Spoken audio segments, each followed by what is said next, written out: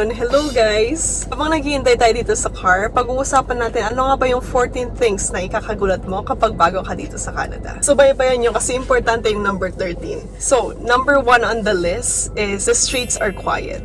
So, hindi kaya sa Pilipinas na kapag labas mo, ang daming tambay or ang daming mga batang naglalaro sa kalsada. Dito, wala kang makita kasi everyone is either work, school, or bahay lang. Pangalawa is kapag nag-shopping kayo sa mall, mga sales ladies at saka salesman di kayo sinusundan. Isa sa kinainisan ko talaga sa mga mall sa Pilipinas is kapag nag-shopping ka, pagdating mo pa lang doon, meron nang sumasalubong sa'yo, tapos sinusundan ka kahit saan. So talagang nakaka-pressure bumili, di ba?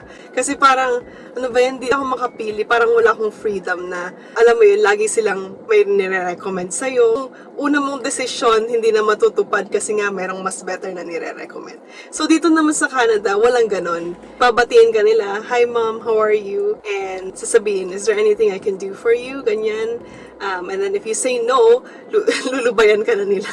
So that's what's good dito sa Canada. Ayan, number 3 is no more plastic bags. So, pag nag-grocery kayo, kailangan nyo magdala ng recycled bags. Kung wala naman kayong ganun, then you can buy at the counter. It's either recycled bags or yung paper bags kasi eco-friendly na ang Canada. And even things like straws and spoon and fork, it will be like wooden. So, paper straws and then wooden cutleries. Guys, pag tumitingin ako dito sa iPad kasi meron akong listahan dito. Okay, pang-apat natin is, ang Instagram is mas sikat sa Facebook, lalo na sa Gen Z dito. So, mga iba kong kakilala, wala kang Facebook eh. And sa Pilipinas, kinder pa lang meron ng Facebook, di ba? Yung iba, dala-dalawa pa yung account. So, dito hindi uso yon. Kapag mga group activities naman sa school, I think WhatsApp or dun lang nila ginagamit yung Facebook Messenger for group chat. Other than that, hindi talaga siya uso. Number 5 is buses have designated stops. So, meaning, yung mga bus dito, guys, merong mga stops, right? Paulit. Wait. So, yun nga, yung mga bus stop dito, merong mga stops. And then, kapag sasakay ka, kailangan mong punta sa nearest stop. Malas mo kapag sobrang layo ng lalakarin mo para lang makapunta ka sa stop. So, hindi parang naghihintay ka ng tricycle sa mismong harap ng bahay nyo. Hindi ganon. Kailangan mong puntahan kung saan talaga tumitigil yung bus. And it comes in intervals. So, some bigger cities, bus, it comes every 10 minutes. Pero usually, smaller ones every 30 minutes. Pwede mo i-check yung time ng bus mo sa online. Be early para hindi ka maiwan ng bus. O yun nga, pag taglamig guys, malas mo talaga. Kailangan prepared ka and fully clothed ka kung sakaling ma-miss mo yung bus mo.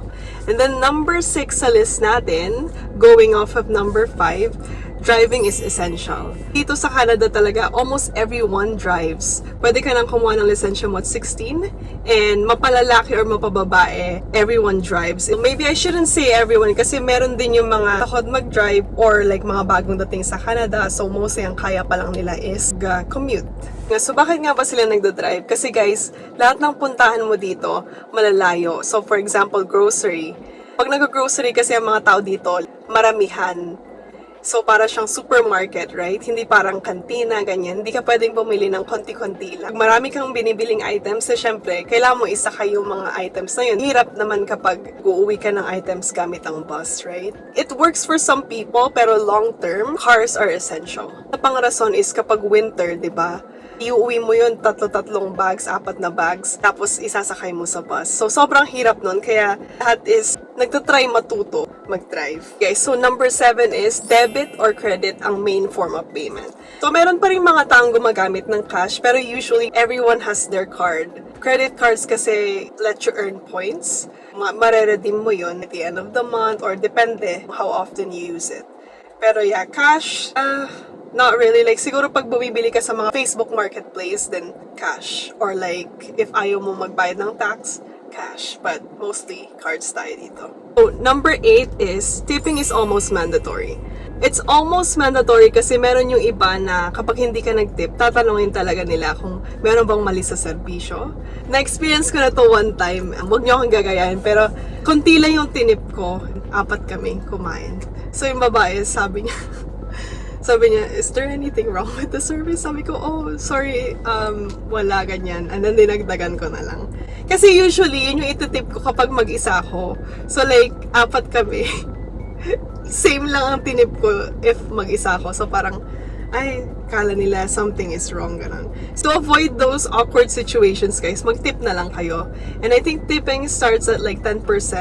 This includes like restaurants or kaya beauty salons or barber shops, anything service related, kailangan nyo mag-tip. Number 9 is, there is sunlight until 9 p.m. during summertime. So, kapag summer, mahabang araw, kahit 9 p.m. na, meron pa ring araw. And nagsaset siya around 10. Yun yung nakakashock talaga sa akin natin. Sabi ko, oh my God, 9 na. Sa Pilipinas, 6 pa lang madilim na, di ba?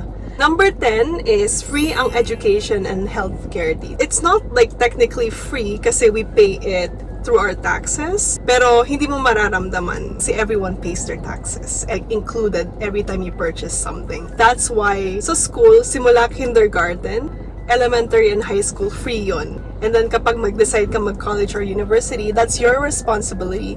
Pero meron din silang ino-offer na student loan. It's called OSAP.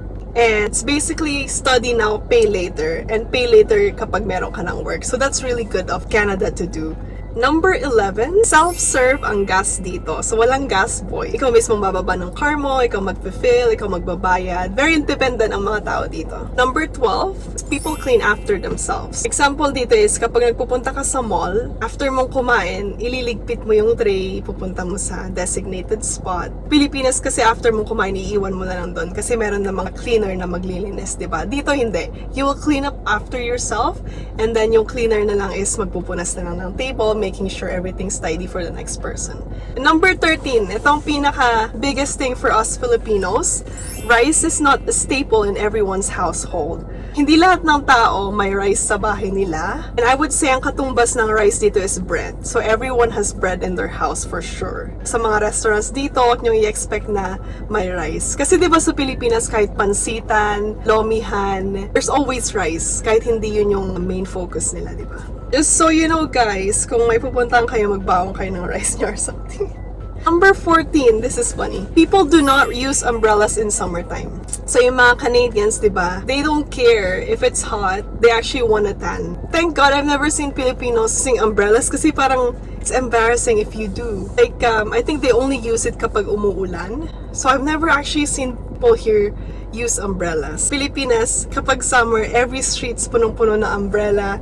So dito sa Canada, combat the heat, you just gotta wear hat or like sunglasses. That's it. Ayun guys, tapos na yung listahan natin. And kung may nakakalimutan ako, i-comment nyo lang dyan sa comment section. I had so much fun filming this video kasi looking back to the good old days nung bagong nating kami dito sa Canada, talagang culture shock is real. So that's why I wanted to share sa mga baguhan din dito yung mga napansin ko. Ayun guys, thank you sa panonood. And kung gusto nyo pa ng mga ganitong content, mag-comment lang kayo and subscribe kayo sa channel ko. See you next time. Bye!